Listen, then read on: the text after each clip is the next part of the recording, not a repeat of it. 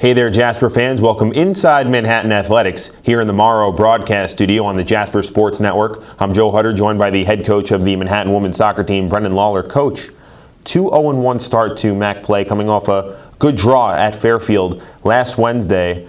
A point at a tough place to play. What have you liked from the team through 3 MAC games now? So continuing our trend defensively, we've been very good. Fairfield's a very good team with lots of good athletes, people who can score from a lot of different places.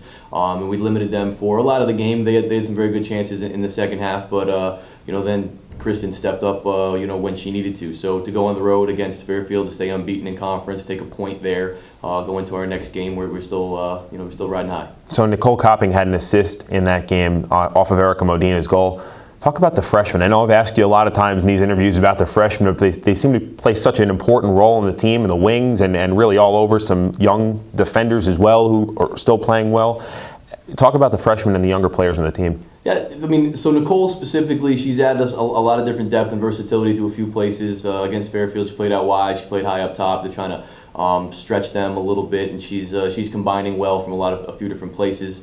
Emma Saul, Courtney Dedinos, giving us a lot of good minutes coming off the bench, a lot of good crosses, a lot of good attacking play. Victoria Reese in the middle of the field, giving us good depth, and it's keeping us fresh, it's keeping us healthy, and it's a lot of behind the scenes things with them as well, because they're pushing us in practice. They're pushing the more experienced players to play at a higher level in practice, than making us more prepared for games. Where again, last year having 12 or 13 people total after our injuries really hurt us. They're keeping us on our toes everywhere, and it's hugely important for us. So we take a look at this week's matchups: home against St. Peter's on Wednesday night, and then at Niagara up in Buffalo on Saturday afternoon. What do you expect from the team this week? So it's a huge week. So after Saturday, we're a third of the way through the season. After Saturday, we'll be half the way through the season.